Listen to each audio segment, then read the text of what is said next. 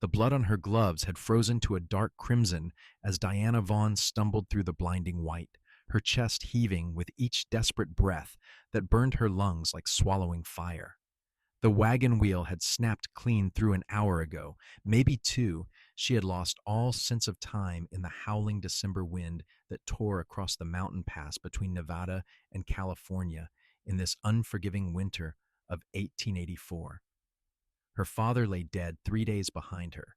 Buried in a shallow grave, she had clawed into the half-frozen earth with her bare hands after the fever finally took him, and now she was alone with a broken wagon, two terrified horses, and the certain knowledge that if she did not find help soon, she would join him in whatever waited beyond this world. She had been trying to unhitch one of the horses to ride for help when her vision had started to blur, her fingers too numb to work the frozen leather straps, and then her knees had simply given out beneath her. The snow was softer than she expected as she collapsed into it, almost welcoming, and some distant part of her mind recognized this as a very bad sign. She thought of her mother, dead these 10 years, and wondered if she would see her again soon. She thought of the little house in San Andreas, California that her father had promised her, the new life they were supposed to start after leaving their failed mining claim in Nevada. She thought of all the things she would never do, never see, never feel. The sound of hoofbeats barely registered through the wind. Garrett Pierce had been tracking the mountain lion for 3 days, following it up into the high country where the snow lay thick and treacherous, but his horse had gone lame that morning, and he had been leading it back down toward the lower elevations when he spotted the wagon. At first he thought it was abandoned, another casualty of those who tried to cross too late in the season, but then he saw the horses still hitched and stamping nervously in their traces, and the dark shape in the snow that was too still to be anything but a body. He was off his horse before he had fully registered his own movement, dropping the reins and running through the knee-deep drifts with his heart hammering against his ribs. His first thought was that he was too late, but when he dropped to his knees beside her and pulled her over onto her back, he saw her eyelids flutter. She was young, maybe 22 or 23, with dark hair plastered to her pale face and lips that had started to turn blue. He stripped off his heavy coat without thinking, wrapping it around her and gathering her into his arms. She was light, too light, and he could feel her shivering against him even through her layers of clothing. "Can you hear me?" His voice came out rougher than he intended, harsh from 3 days of silence in the mountains. "Miss, can you hear me?" Her eyes opened, unfocused and confused, the palest blue he had ever seen. Her lips moved, but no sound came out at first, and then she managed a single word that was barely more than a whisper. "Papa, where is your father?" Garrett looked around, half expecting to see another body in the snow, but there was nothing except the wagon with its broken wheel canted at a sickening angle. "Dead." Her eyes closed again and her shivering intensified. 3 days, Nevada. Garrett cursed under his breath. She had been alone out here for 3 days with a dead father and a broken wagon, and she was still alive. That took a kind of strength he had to respect. But respect would not keep her from freezing to death if he did not move fast. He looked at the wagon, assessing the damage with the practiced eye of a man who had spent most of his 26 years working ranches and living rough.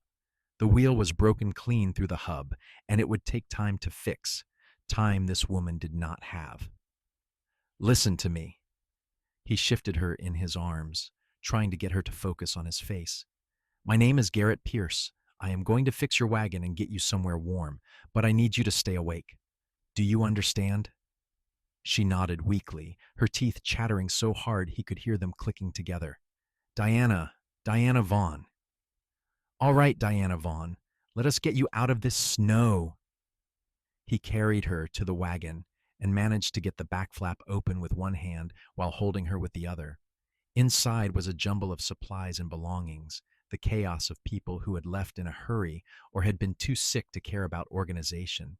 He found a pile of blankets and wrapped her in all of them, then rubbed her hands and feet through the fabric, trying to get her circulation moving again. She watched him with those pale blue eyes, awareness slowly returning to them along with something that might have been fear. "I am not going to hurt you." He said it firmly, meeting her gaze. "But you are half frozen, and I need to warm you up. Do you have any whiskey in here?" "Trunk." She managed to lift one hand enough to point. "Under the blue dress." He found the trunk and the bottle, then helped her sit up enough to take a few sips. She coughed and sputtered, but some color started to return to her face. While she drank, he took stock of the situation. His own horse was lame and could not carry double. Her horses were draft animals, not suited for riding, and the temperature was dropping fast as the afternoon wore on toward evening. If he tried to take her down the mountain on foot, they would both likely freeze. His only option was to fix the wagon wheel and get them moving, and pray they could make it down to lower elevation before full dark. "I am going to fix your wheel." He pulled his coat back on, already missing its warmth. "Stay wrapped up and try to stay awake. Talk to me while I work. Tell me about yourself." He did not wait for her response before jumping down from the wagon and moving to examine the broken wheel. The hub was split clean through, the spokes splayed out like broken fingers. He would need to remove the wheel entirely and fashion some kind of brace to hold it together long enough to get down the mountain. He looked around for materials, his mind already working through the problem. "Where are you from?" he called out as he started to unhitch the horses, needing to lighten the load before he could jack up the wagon. "Ohio originally." Her voice was stronger now, though still shaky. "We came west 5 years ago. Papa heard about gold in Nevada." "Did he find any?" Garrett got the first horse free and tied it to a nearby tree, then moved to the second. "A little. Not enough. He got sick last fall and the claim played out. We were heading to California to start over." Her voice broke on the last words. "He did not make it." "I am sorry." Garrett meant it. He had lost his own father to a mining accident when he was 15, knew the particular emptiness it left behind. "You have people in California waiting for you?" "No." She was quiet for a moment, and he could hear the blankets rustling as she shifted. "My mother died when I was 12. It was just me and Papa. He said San Andreas was a good town, that I could find work there. I sew. I am good with a needle." "San Andreas is a fine town." Garrett had been there many times, knew it well. "You will be all right there." He found a fallen log that would work as a lever and began the laborious process of jacking up the wagon. The wood was frozen and difficult to work with, and his hands were already going numb despite his gloves. He kept talking as he worked, partly to keep Diana awake and partly to keep his own mind off the cold and the fading light. "I have a ranch about 10 miles south of San Andreas. Not much, just 100 acres and some cattle. I was up here tracking a mountain lion that has been taking calves. My horse stepped in a hole this morning and came up lame, so I was heading back." He grunted as he finally got the wagon high enough to remove the wheel. "Lucky for you, I suppose." "Very lucky for me." Diana's voice was definitely stronger now, and when he glanced back at the wagon, he could see her face peering out from the pile of blankets. She was pretty, he realized with a strange jolt, or would be when she was not half dead from cold and grief. Her face was all fine bones and delicate features, but there was strength in her eyes, a determination that matched the fact that she had survived 3 days alone in the wilderness. "How old are you, Miss Vaughn?" He pulled the broken wheel free and began examining it in the failing light. 23. And you?" 26. He found what he was looking for, a piece of iron banding from one of the supply crates in the wagon. He could use it to brace the hub if he could get it bent to the right shape. "You ever been married?" "No, you?" "No." He did not elaborate, did not mention Sarah, who had chosen a banker from Sacramento over a struggling rancher, did not mention that he had decided 3 years ago that solitude was preferable to risking that kind of pain again. "You planning to marry once you get to San Andreas?" "I was not planning to die in the snow today either, but here we are." There was a hint of humor in her voice that surprised him. I suppose I will have to see what opportunities present themselves. Garrett found himself almost grinning as he worked the iron banding around the broken hub. She had spirit, this Diana Vaughn, and he admired that. He used his knife to bore holes through the wood and the banding, then lashed everything together with leather thongs from his saddlebag. It was rough work and would not hold forever, but it might hold long enough to get them down the mountain. The light was nearly gone by the time he got the wheel back on the wagon and the horses hitched again. His hands were shaking with cold and exhaustion, and he knew Diana must be even worse off despite the blankets. He climbed up onto the driver's seat and looked back at her. This is going to be rough. The wheel might not hold. If it breaks again, we will have to abandon the wagon and try to make it on foot. I trust you. She said it simply, as if trusting a complete stranger with her life was the most natural thing in the world. Garrett felt something shift in his chest at those words, something he was not ready to examine too closely. He turned back to the horses and snapped the reins, and the wagon lurched forward with a groan of protesting wood. The wheel held. He kept the pace slow, conscious of every bump and dip in the snow-covered trail, his entire focus on keeping them moving.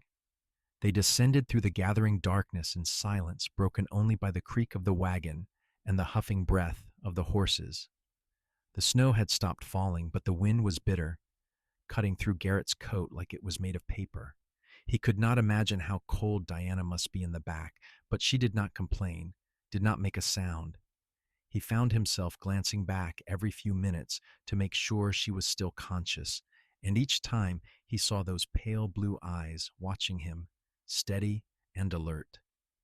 They had been moving for perhaps 2 hours when the lights of a way station appeared through the trees like a gift from heaven. Garrett had been praying they would make it this far, had been counting on the small outpost that served travelers on this route. He urged the horses forward, and within minutes they were pulling up in front of a low building with smoke rising from its chimney and the warm glow of lamplight in its windows. The door opened before Garrett could even set the brake, and a large bearded man stepped out with a rifle in his hands. "Who goes there?" "Garrett Pierce, and I have a woman who is half frozen. She needs a warm fire and hot food." The rifle lowered immediately. "Pierce, I will be damned. Get her inside. Quick now." The man's name was Thomas Wheeler, and Garrett had met him a dozen times over the years on various trips through the mountains. Wheeler ran the way station with his wife, Martha, providing shelter and supplies to travelers.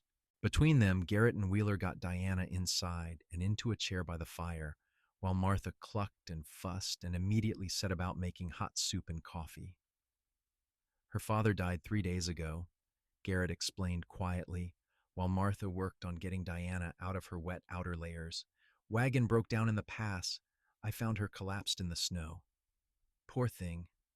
Martha was a round, motherly woman with gray hair and kind eyes. "You saved her life, Garrett Pierce. Another hour and she would have been gone." Garrett did not know what to say to that, so he said nothing. He stood awkwardly by the fire, suddenly aware that his job was done. He had saved her, had brought her to safety, and now there was no reason for him to stay. He could stable his lame horse here, borrow one from Wheeler, and be back to his ranch by tomorrow night. Diana Vaughn would recover, would go on to San Andreas, would start her new life. He would probably never see her again. The thought bothered him more than it should have.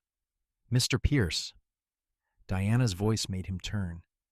She was wrapped in a quilt now, her wet hair hanging in dark ropes around her face, holding a cup of coffee between both hands. "Thank you. I know that is inadequate, but I do not have words for what you did for me today. Anyone would have done the same." He shifted his weight, uncomfortable with her gratitude. "But you are the one who did it." She held his gaze, and there was something in her eyes that made his breath catch. "I will not forget."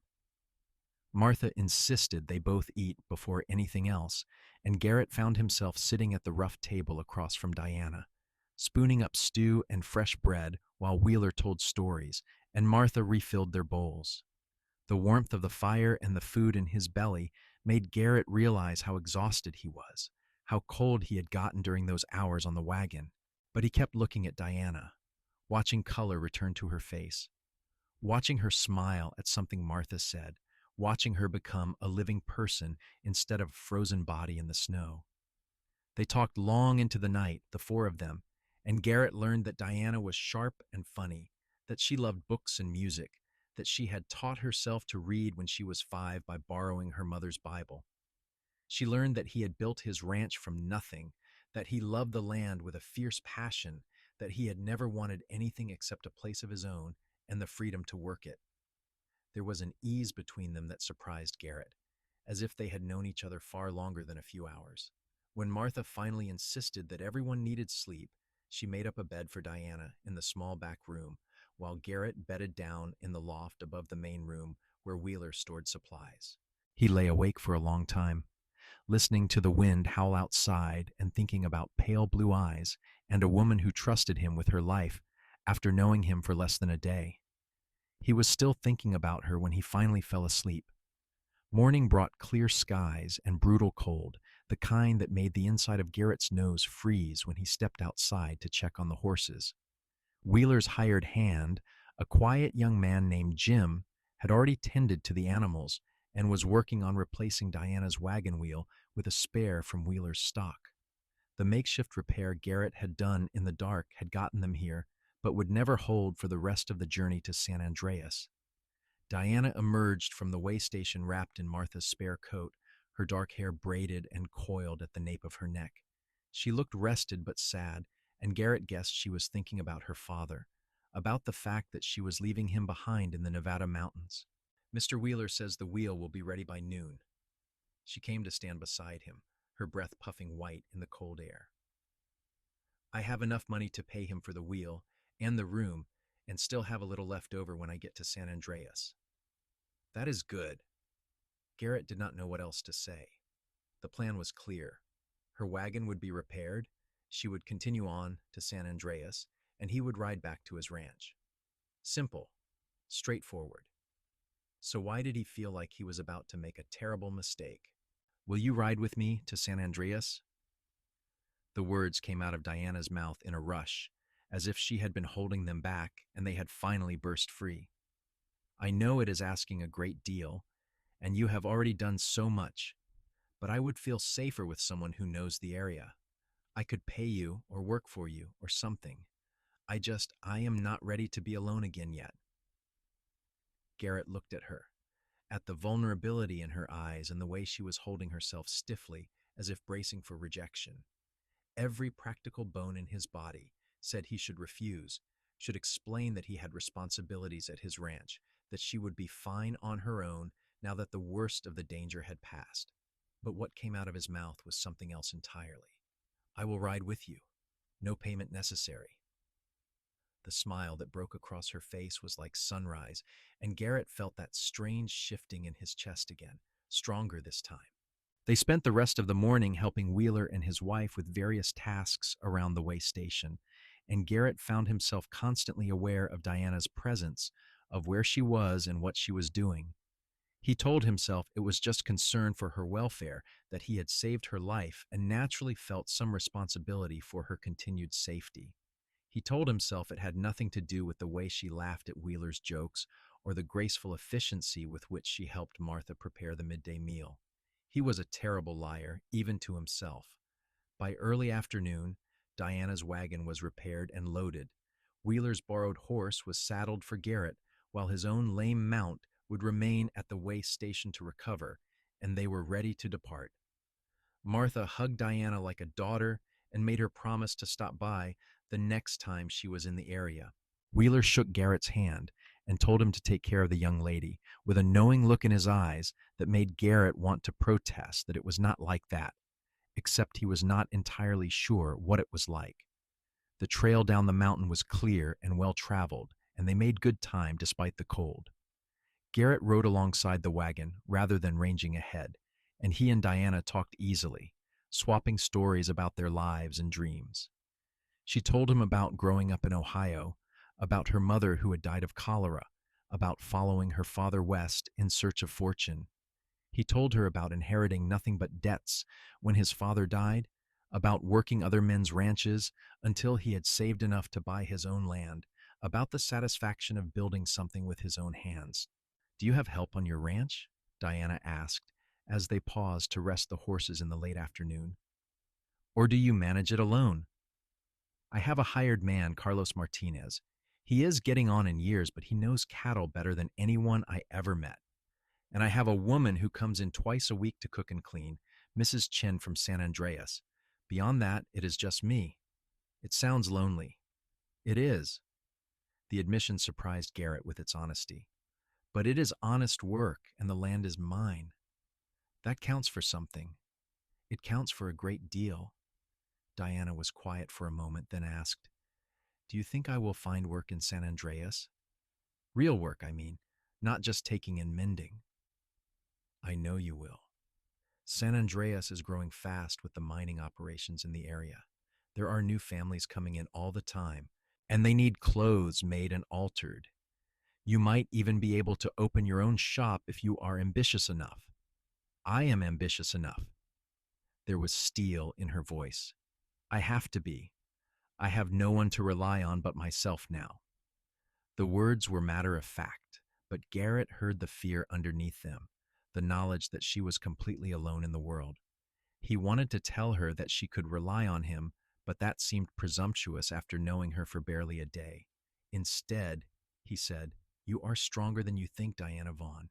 Anyone who can survive what you survived is strong enough for anything. They made camp that night in a sheltered spot off the trail, and Garrett shot a rabbit for their supper. Diana proved to be a good camp cook, making a stew with the meat and some vegetables from her supplies that was better than anything Garrett had eaten in months.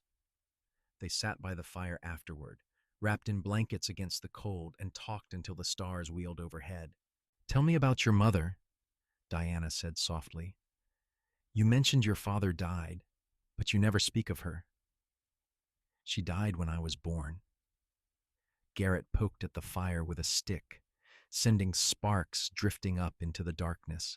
My father raised me alone, did the best he could. It was hard for him, I think, trying to be both parents. He never remarried, never even looked at another woman as far as I know. I think he loved my mother so much that he could not imagine replacing her. That is beautiful and heartbreaking at the same time. That is exactly what it was. Garrett looked at her across the fire, her face golden in the flickering light. What about you? Were your parents happy? Very. My mother used to sing while she worked, and my father would join in, and they would dance in the kitchen like they were at a fancy ball. I used to think that was what love looked like, that joy and silliness and partnership. I still think so, I suppose. You want that for yourself? Of course. Does not everyone? She pulled the blanket tighter around her shoulders. I know it is not practical for me to be thinking about love right now when I need to focus on survival, but I can't help hoping that someday I will find what my parents had. That is not impractical. That is human. Garrett stood and added more wood to the fire. You should get some sleep. We will reach San Andreas tomorrow afternoon if we make good time. He watched her settle into her bedroll on the other side of the fire, watched until her breathing deepened and he was sure she was asleep. Only then did he let himself acknowledge the truth that had been growing in his chest all day like a seed pushing up through frozen ground. He did not want to reach San Andreas tomorrow. He did not want to say goodbye to Diana Vaughn and ride back to his ranch alone. He wanted to keep talking to her, keep making her laugh, keep seeing the world through her eyes. He wanted things he had no right to want after knowing her for barely 2 days.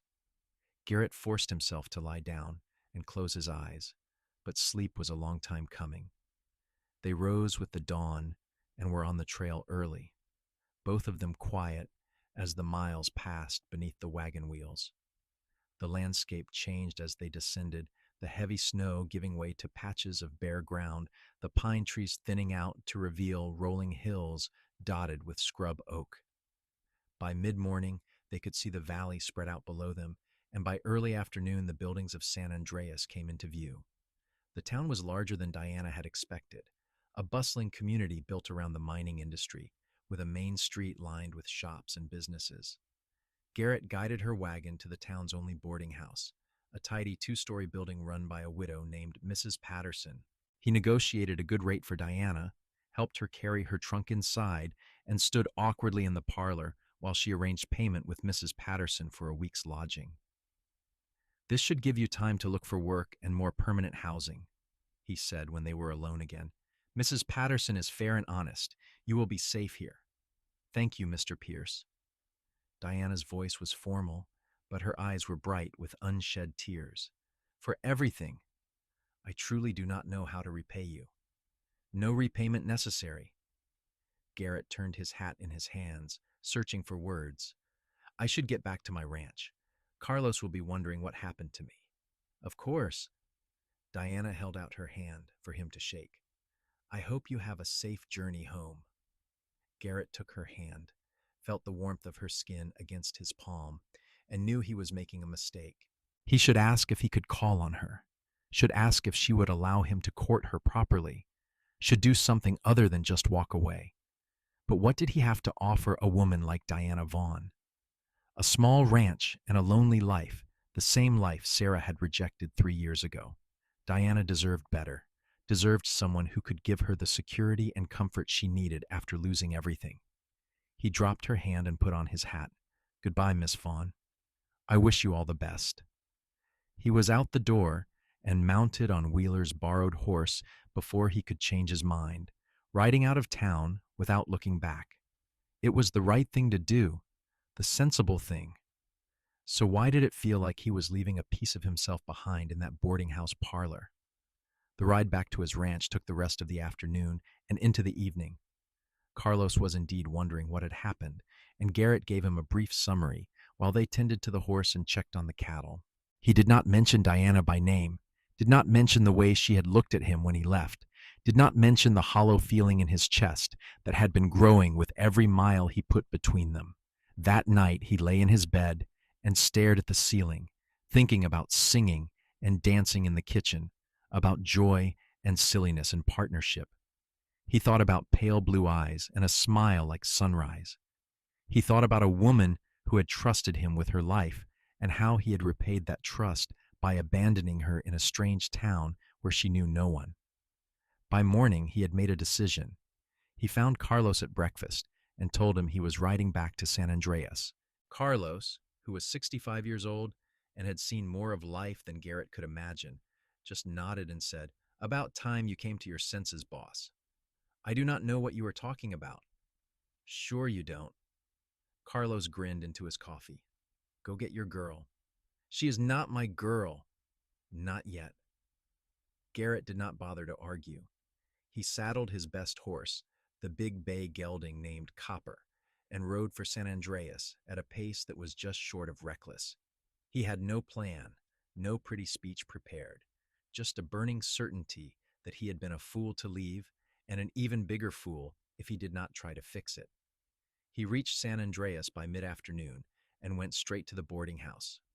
Mrs. Patterson answered his knock with a knowing smile that suggested Carlos was not the only one who could see right through him. "She's not here, Mr. Pierce. She's down at the general store talking to Mr. and Mrs. Yates about work." Garrett thanked her and headed for the store, his heart pounding in a way that had nothing to do with the walk. He found Diana behind the counter, deep in conversation with Mrs. Yates about fabrics and patterns. She looked up when the bell over the door chimed, and her eyes went wide when she saw him. "Mr. Pierce, I did not expect to see you again so soon. I need to talk to you." He glanced at Mrs. Yates, who was watching them with undisguised interest. "Privately, if that is all right." Diana looked at Mrs. Yates, who made shooing motions with her hands. "Go on, dear. We can finish this conversation later." They stepped outside into the afternoon sun, and Garrett suddenly found himself without words. All the things he had planned to say on the ride over had evaporated from his mind, leaving him standing there like a fool while Diana watched him with those impossibly blue eyes. "I made a mistake," he finally said. "Yesterday when I left. That was a mistake." "What do you mean?" "I mean I should have asked if I could call on you, if I could court you properly. Instead, I just rode away like a coward because I was afraid. Afraid of what? Her voice was barely more than a whisper. Afraid that you would say no. Afraid that I do not have enough to offer you. Afraid of feeling this way after such a short time. He took a breath, forced himself to meet her eyes. I have known you for less than 3 days, Diana, but I cannot stop thinking about you. I do not want to say goodbye. I want to see where this goes if you will let me. For a long moment, she just stared at him, and Garrett was sure he had miscalculated, had ruined everything by being too forward, too presumptuous. Then a smile started to spread across her face, slow and warm and more beautiful than anything he had ever seen. I thought I was going mad, she said. I thought it was just me, feeling this connection. I have been thinking about you constantly since you left, wondering if I would ever see you again. So that is a yes? I can court you? That is a very enthusiastic yes, Garrett Pierce. He wanted to kiss her right there in the middle of the street, but he settled for taking her hand and bringing it to his lips, a gesture that made her blush and laugh at the same time. They stood there grinning at each other like idiots until Mrs. Yates rapped on the window and gestured for Diana to come back inside. I have to finish talking to her about work, Diana said reluctantly. But will you have dinner with me tonight? Mrs. Patterson serves at 6.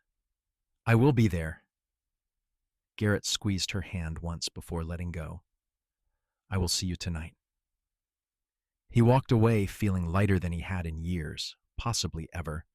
He stopped by the saloon and ordered a beer, nodding to men he knew from previous trips to town, answering questions about his ranch and the cattle market. But his mind was already on 6 o'clock, on dinner with Diana, on the beginning of something he had not dared to hope for. The next few weeks fell into a pattern that felt both new and comfortable at the same time. Garrett found reasons to come into San Andreas several times a week, taking Diana for drives in her newly repaired wagon, walking with her through the town, introducing her to people he knew. Diana found work quickly, both taking in mending and sewing new garments for the growing population of women in San Andreas. She moved out of Mrs. Patterson's boarding house and into a small rented room above the general store, a space she made cozy with curtains and quilts. They talked endlessly, discovering new things about each other with each meeting. Garrett learned that Diana was afraid of thunder, that she had wanted to be a teacher when she was young, that she secretly loved dime novels, even though she knew they were considered trashy. Diana learned that Garrett could play the harmonica, that he had a terrible sweet tooth, that he had always wanted to travel to San Francisco, but had never found the time. Why not? She asked one afternoon, as they sat by the creek that ran along the edge of town. What is stopping you? The ranch, mostly. It is hard to leave when there is always work to be done. You have Carlos. Surely he could manage for a few days. I suppose. Garrett had never thought about it that way. Would you want to go to San Francisco if the opportunity arose? I would love to. Diana's eyes lit up. I have never seen the ocean. I imagine it must be incredible. Then we will go. Someday, when things are more settled, we will take a trip to San Francisco and you can see the ocean. The promise hung between them, an acknowledgement that they were both thinking about a future together, about someday becoming something more than two people courting. Garrett reached over and took her hand, and they sat in comfortable silence while the creek burbled past and the afternoon sun warmed their shoulders. By the time spring arrived, painting the hills around San Andreas with wildflowers, Garrett knew he was in love. It was different from what he had felt for Sarah, deeper and more sure. With Sarah, he had been young and idealistic, imagining a perfect future that had more to do with fantasy than reality. With Diana, everything was real and solid and true. He loved her strength and her vulnerability, her quick mind and generous heart, the way she laughed at his jokes even when they were not particularly funny. He wanted to marry her, but he was not sure how to ask. The traditional way would be to speak to her father first, but her father was dead and buried in the Nevada mountains. He considered asking Mrs. Patterson or Mrs. Yates, both of whom had become something like surrogate mothers to Diana. But that seemed wrong too. Finally, he decided to just ask Diana herself, to trust that the connection between them was strong enough to survive his lack of eloquence. He chose a Saturday in late April, when the weather was perfect and the whole world seemed full of possibility. He had asked Diana to go for a ride with him, and she had agreed readily, packing a picnic lunch while he hitched up her wagon. They drove out of town and into the hills, following an old mining road until they reached a spot Garrett had scouted earlier in the week. It was a meadow full of wildflowers, with a view of the valley below, private and beautiful. "This is lovely," Diana said as he helped her down from the wagon. "How did you find it?" "I have been doing some exploring, looking for good grazing land to expand the ranch." Garrett spread out the blanket she had brought and helped her lay out the food. "I thought you might like it." They ate and talked, the conversation easy and comfortable as always. But Garrett could feel his heart pounding, his palms sweating despite the mild temperature. He had faced down rustlers and mountain lions without breaking a sweat, but the thought of asking Diana to marry him terrified him in a way nothing else ever had. Finally, when they had finished eating and were lying on the blanket watching clouds drift across the sky, he made himself speak. "Diana, I need to ask you something." "All right." She turned her head to look at him, shading her eyes from the sun. "These past few months have been the best of my life. I know that sounds like an exaggeration, but it is the truth. Every day I spend with you is better than the one before. You make me laugh, you challenge me to think differently, you make me want to be a better man." "Garrett." She sat up, and he did the same, taking her hands in his. "I know we have not been courting very long by traditional standards. I know I should probably wait longer, be more patient, but I also know what I feel, and I know what I want. Diana Vaughn, will you marry me? Will you come live on my ranch and build a life with me? I promise I will do everything in my power to make you happy." Tears were streaming down her face, but she was smiling, and when she spoke, her voice was steady and sure. "Yes, yes, of course I will marry you." Garrett pulled her into his arms and kissed her for the first time, a kiss that was gentle and sweet and full of promise. When they finally pulled apart, both of them were grinning like fools, and Garrett felt like he could fly. "I do not have a ring yet," he admitted. "I wanted to ask you first, make sure you said yes before I spent the money." "I do not need a ring to know this is real." Diana touched his face, her fingers soft against his jaw. "But I will not say no to one if you want to buy it."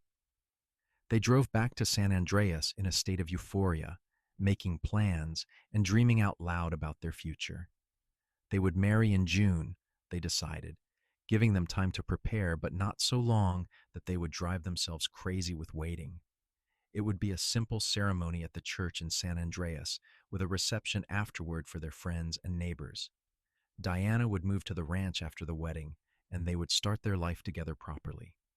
The news spread through San Andreas like wildfire, and suddenly, everyone in town seemed to have an opinion about the wedding. Mrs. Yates insisted on making Diana's dress, Mrs. Patterson offered to host the reception at the boarding house, and Carlos announced that he would give Diana away since she had no father to do it.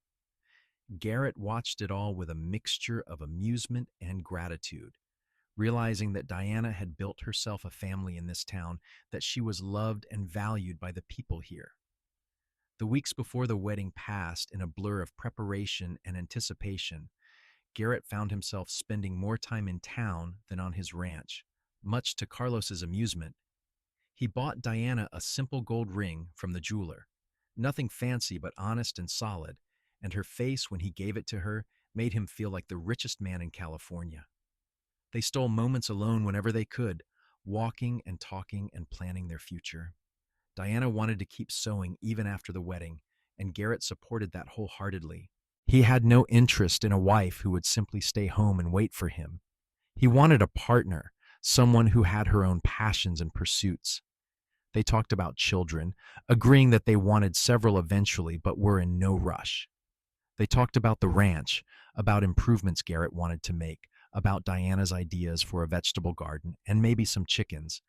"I want to learn to ride properly," Diana announced one afternoon. "Not just sitting in a wagon, but really riding. Can you teach me?" "I would be honored to teach you." Garrett kissed her hand. "Though I warn you, I am a strict instructor." "I can handle strict." The look in her eyes made him want to forget about propriety and kiss her right there in the middle of the street, but he restrained himself. There would be plenty of time for that after they were married. The wedding day arrived with perfect weather, clear and warm with a gentle breeze. Diana looked stunning in the dress Mrs. Yates had made, simple white cotton with lace at the collar and cuffs. Garrett wore his best suit, the one he usually reserved for funerals and major holidays, and tried not to fidget while he waited at the altar. When Carlos walked Diana down the aisle, Garrett felt his throat tighten with emotion. She was beautiful, but more than that, she was his. This incredible woman had chosen him, had said yes to spending her life with him. The ceremony was short and sweet, the Reverend keeping his remarks brief as requested. When Garrett was finally told he could kiss his bride, he did so with all the love and tenderness he felt, to the cheers and applause of their friends. They walked back down the aisle together, husband and wife, and Garrett felt like he could conquer the world. The reception at the boarding house was lively and joyous, with food and music and more well wishes than Garrett could count. They danced together for the first time, swaying awkwardly to the fiddler's tune, and Garrett thought about Diana's parents dancing in their kitchen. He understood now what she had meant about love looking like joy and silliness and partnership. This was all three, and it was perfect. When the party finally wound down in the early evening, Garrett and Diana rode out to the ranch in her wagon, now fully theirs, loaded with her belongings and wedding gifts. The sun was setting as they pulled into the yard, painting everything gold and pink.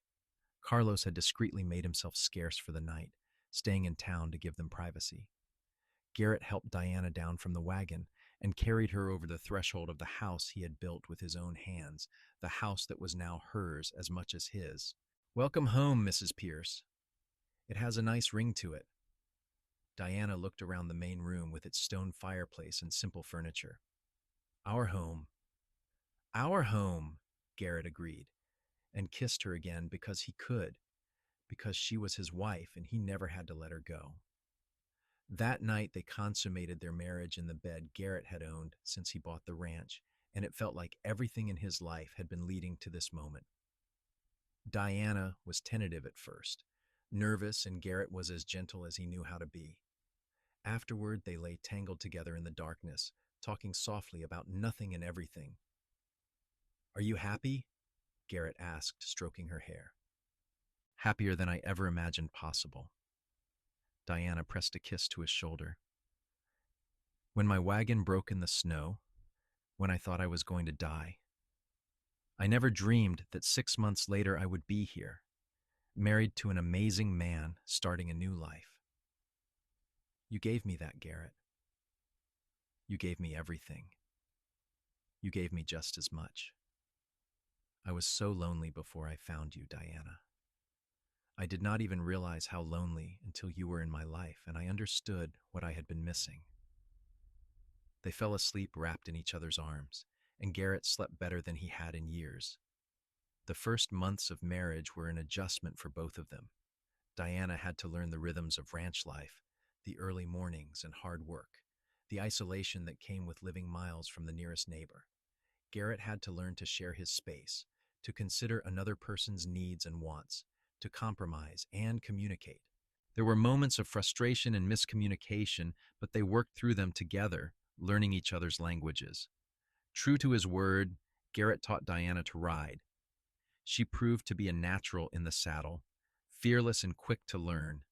By the end of summer, she could ride alongside him when he checked the cattle or mended fences, and those long days working together were some of Garrett's favorites.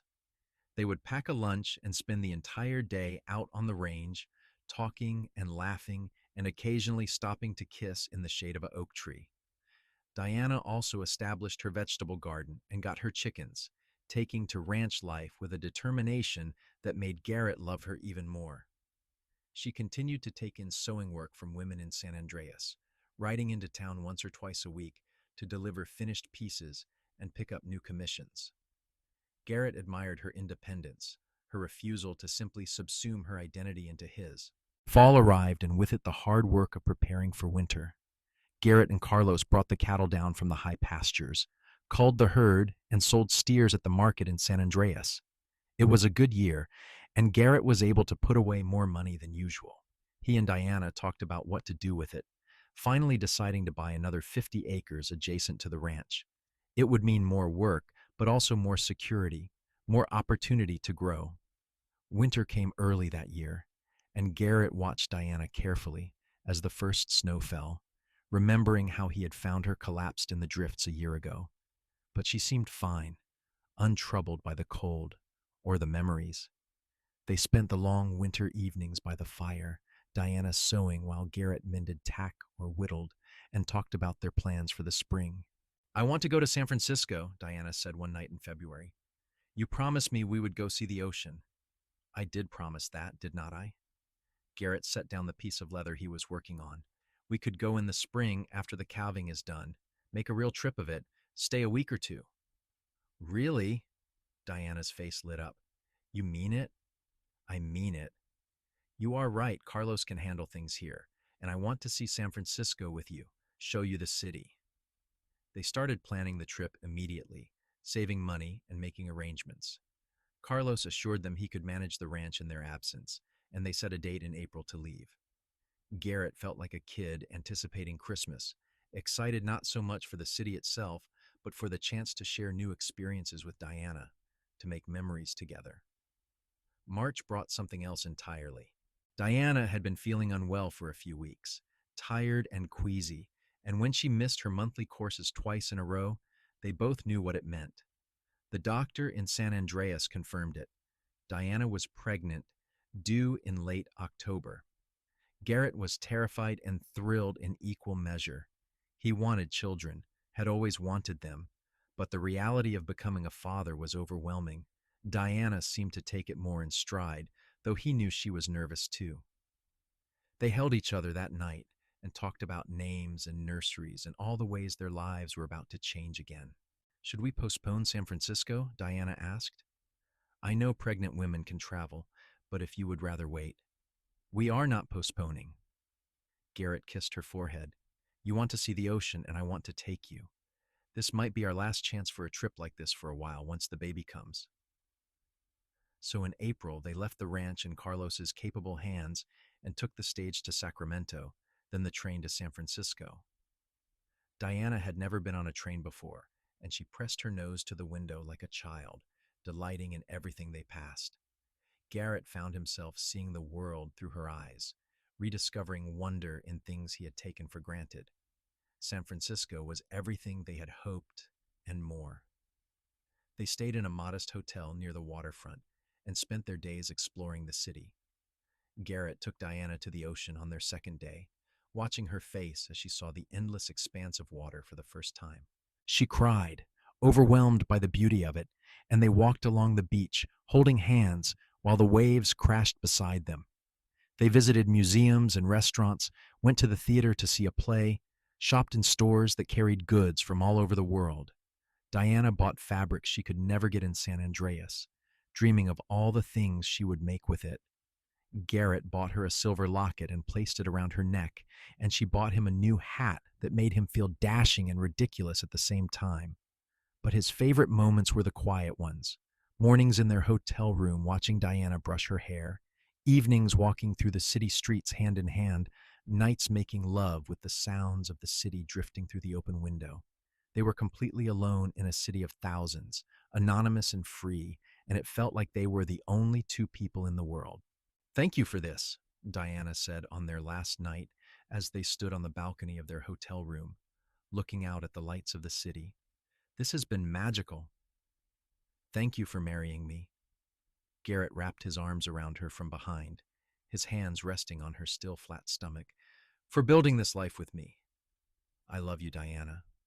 I love you too. She turned in his arms and kissed him. Always.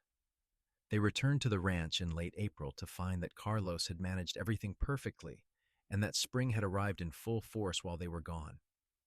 Garrett threw himself back into the work of the ranch while Diana resumed her sewing and began preparing for the baby.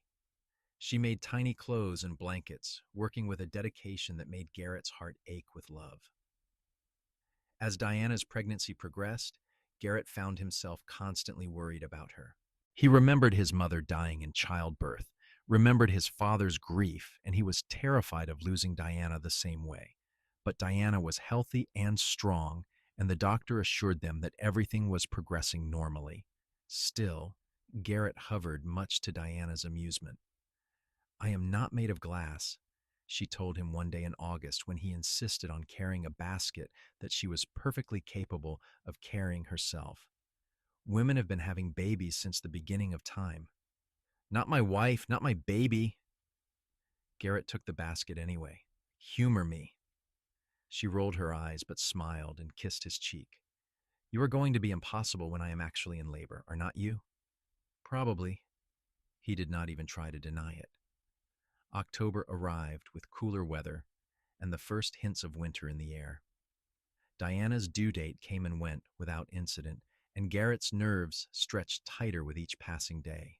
Finally, on a cold morning in late October, Diana woke him before dawn with her hand on his shoulder and a calmness in her voice that belied the situation.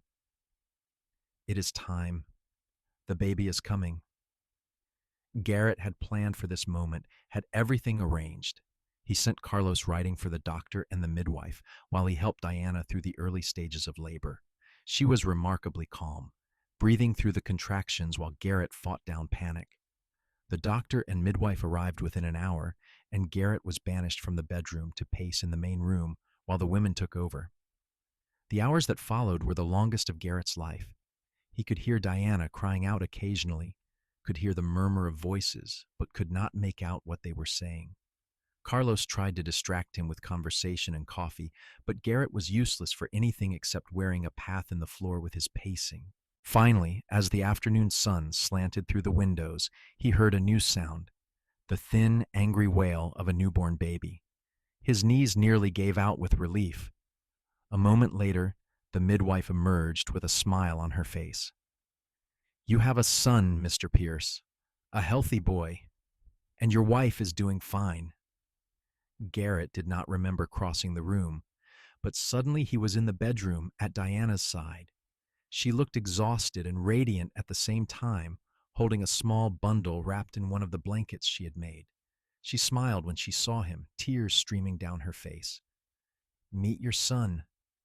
Garrett looked down at the tiny face, at the miniature features and the shock of dark hair, and felt his heart expand in a way he had not known was possible. His son. His and Diana's son. He is perfect. What should we name him? Diana asked softly. We never did decide. They had discussed names but had never settled on one, too superstitious to choose before the baby was safely born.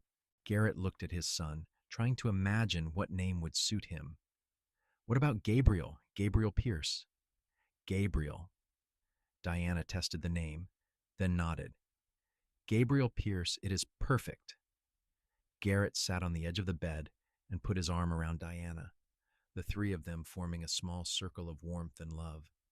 He thought about how far they had come from that day in the snow when he had found her collapsed and dying. He thought about all the choices and chances that had brought them to this moment, to this perfect tiny person who was half him and half the woman he loved more than life itself. I love you, he whispered to Diana. Thank you for him. Thank you for everything. I love you too. Diana leaned her head against his shoulder. We did it, Garrett. We made a family. The first months with Gabriel were exhausting and wonderful in equal measure. The baby had a healthy set of lungs and was not shy about using them, especially in the middle of the night. Garrett and Diana took turns walking him, soothing him, learning his rhythms and needs. Garrett had never been around babies much and was terrified of doing something wrong, but Diana was patient with him, teaching him how to hold Gabriel properly, how to change his nappies, how to rock him to sleep. Carlos proved to be surprisingly good with babies, having raised 6 children of his own back in Mexico. He would hold Gabriel while Diana cooked or sewed, talking to him in Spanish and English, singing old songs that made the baby's eyes go round with wonder. Watching the grizzled old rancher with his tiny son filled Garrett with a gratitude he could not quite express. Winter settled in around them, but Garrett barely noticed. His world had narrowed to the small circle of his family, to the daily rhythms of caring for Gabriel and supporting Diana. The ranch work continued, but it felt less important somehow, secondary to the miracle happening inside his house. By spring, Gabriel was sitting up and starting to show a personality. He was a serious baby, prone to long periods of solemn observation, punctuated by sudden grins that lit up his whole face. He had Diana's blue eyes and Garrett's stubborn chin, and Garrett thought he was the most beautiful thing he had ever seen. "I want another one," Diana announced one evening in May as they watched Gabriel play with wooden blocks on the floor. "Not right away, but eventually. Gabriel should have siblings." "I agree." Garrett pulled her close. "How many are we talking about?" "I do not know. 3? 4? However many we are blessed with." She looked up at him. "Is that all right?" "That is more than all right." Garrett kissed her. "I would give you a dozen children if you wanted them. Let us start with a few and see how we feel." Diana laughed. "Childbirth is not exactly easy, you know." "I know, I remember." Garrett had aged 10 years during Diana's labor, and he knew he would age another 10 with each subsequent child. But it would be worth it, every moment of worry and fear, for more miracles like Gabriel. The years that followed established a pattern to their lives. Garrett's ranch prospered as his reputation for quality cattle grew. He bought more land, hired additional help, built a larger barn. Diana continued to sow, though less frequently as their family grew. A second son, Gregory, was born in 1886, and a daughter, Dorothy, followed in 1888. Each birth was easier than the last, or perhaps Garrett just got better at handling the stress. Their house expanded along with their family. Garrett built additions, adding bedrooms and a larger kitchen, a porch where they could sit on summer evenings and watch the children play. It was no longer the simple bachelor dwelling he had built years ago, but a real home, full of noise and life and love. The children grew like weeds, it seemed to Garrett. Gabriel became a serious, thoughtful boy who loved books and nature, spending hours studying insects and birds. Gregory was his opposite, wild and fearless, always climbing trees or riding horses too fast. Dorothy was a perfect combination of both her brothers, sweet and gentle, but with a core of steel that reminded Garrett of her mother. Garrett taught his sons to ride and rope, to understand the rhythms of ranch life, to respect the land and the animals. Diana taught all 3 children to read and write, to cook and sew, to value education and hard work. Together, they built a family that was strong and close, grounded in love and mutual respect. There were hard times, of course. A drought in 1889 killed off a quarter of Garrett's herd and nearly bankrupted them. Diana's sewing work kept them afloat until the rains returned and they could rebuild. Carlos died peacefully in his sleep in 1891, and Garrett grieved for the old man who had become like a father to him. They weathered these storms together, Diana and Garrett, leaning on each other when times were tough and celebrating together when things were good. As the century turned and the new year of 1900 arrived, Garrett found himself reflecting on the past 16 years. Gabriel was nearly 15 now, tall and serious, and already talking about going to college. Gregory was 13 and working the ranch alongside Garrett, a natural cowboy despite his youth. Dorothy was 11, growing into a beautiful young woman who reminded Garrett more of Diana every day. "Do you ever think about that day in the snow?" Diana asked one evening as they sat on the porch watching the sunset. "The day you found me?" "All the time." Garrett took her hand, noting the calluses and the silver ring that had never left her finger. I think about how close I came to never meeting you, how everything could have been different if I had taken a different path that day or arrived an hour later.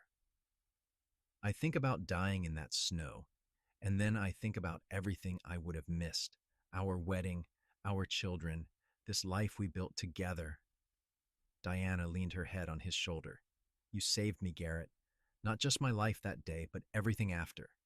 You gave me a reason to live, a reason to hope, a family to love. You saved me, too. Garrett kissed the top of her head. I was so lonely before you, Diana. I did not even know how to not be lonely anymore. You taught me how to be happy, how to let someone in. You taught me what love really means. They sat in comfortable silence as the sky darkened and the first stars appeared. From inside the house, they could hear their children laughing about something, Gabriel's deeper voice mixing with Gregory's and Dorothy's higher ones.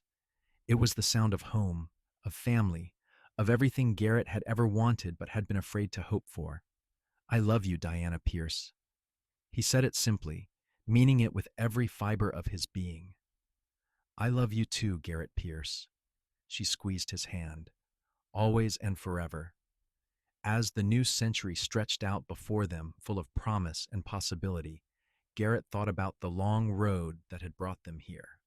From a broken wagon wheel and a woman collapsed in the snow, to this porch and this life and this love that had sustained them through everything. It had been 16 years since that winter day when he had found her dying in the storm and made the choice to save her, to fix her wagon and ride her home. It was the best decision he had ever made, and he would make it again 1,000 times over. The years continued to pass with the steady inevitability of seasons changing. Gabriel did go to college, studying agriculture and business, determined to bring new ideas back to the ranch. Gregory stayed home, taking on more and more responsibility as Garrett's joints began to ache with age and long years of hard work. Dorothy grew into a strong, intelligent woman who shocked them all by announcing she wanted to become a teacher, and Garrett and Diana supported her dream wholeheartedly. More grandchildren arrived as the children married and started families of their own. Gabriel married a teacher from San Andreas named Elizabeth, and they gave Garrett and Diana 3 grandsons who were as wild as their uncle Gregory had been. Gregory married a rancher's daughter from the next county, a woman named Catherine who could rope and ride as well as any man, and they had twin girls who were the light of everyone's lives. Dorothy married a lawyer from Sacramento, and their daughter was born on Diana's birthday, a coincidence that made Diana cry with joy. The ranch continued to prosper under Gabriel's innovative management and Gregory's tireless work. Garrett gradually stepped back, spending more time with Diana, more time with the grandchildren, more time simply enjoying the life they had built together. His hair went white, his back bent, his hands became gnarled with arthritis, but Diana was always beside him, her own hair silver now, her face lined with the years, but still beautiful to him. They celebrated their 30th anniversary in 1916 with a huge party that brought together family and friends from all over California. Garrett looked around at the gathered crowd, at his children and grandchildren, at the community they had become part of, and felt overwhelmed with gratitude. He thought about the terrified young woman he had found in the snow, about the lonely rancher he had been, and marveled at how much had changed. "What are you thinking about?" Diana asked, reading his expression with the ease of long familiarity. "About how lucky I am. About how none of this would exist if your wagon wheel had not broken when and where it did.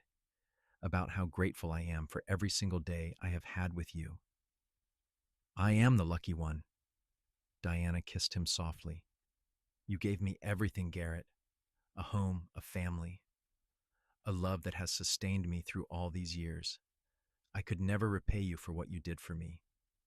You repaid me every single day by choosing to love me back, by building this life with me, by giving me sons and a daughter and grandchildren, and more happiness than any man deserves."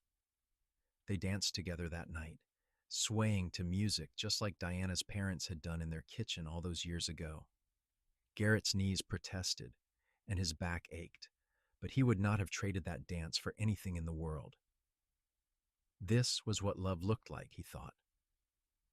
Not just the passion and excitement of youth, though they had had plenty of that, but this deep, abiding partnership, this knowledge that no matter what came, they would face it together. As the party wound down and their children and grandchildren departed to their own homes, Garrett and Diana stood on their porch one more time, looking out at the land they had worked together for over 3 decades. The moon was full, painting everything silver, and the night was full of the sounds of their ranch, their life, their legacy. "Shall we go inside?" Diana asked, shivering slightly in the cool night air. "In a minute."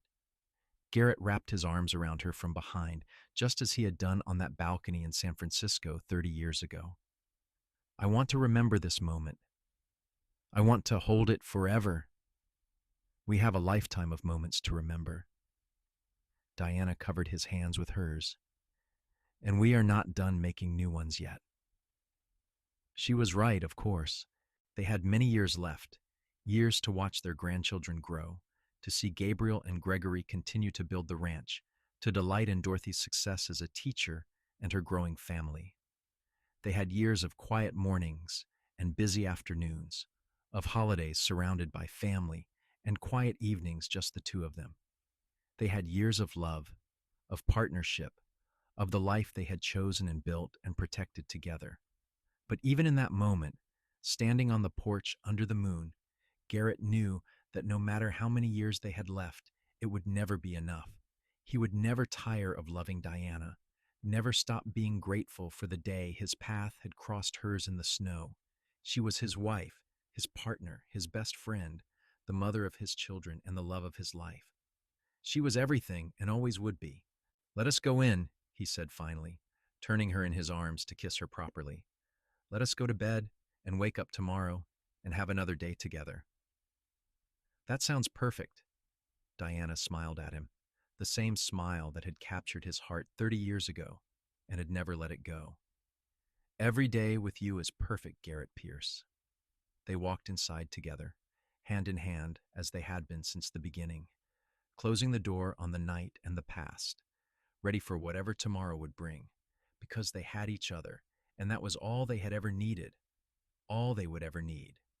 A cowboy and the woman he had saved from the snow, who had saved him right back, building a love story that would last for all their days and echo in the lives of their children and grandchildren for generations to come.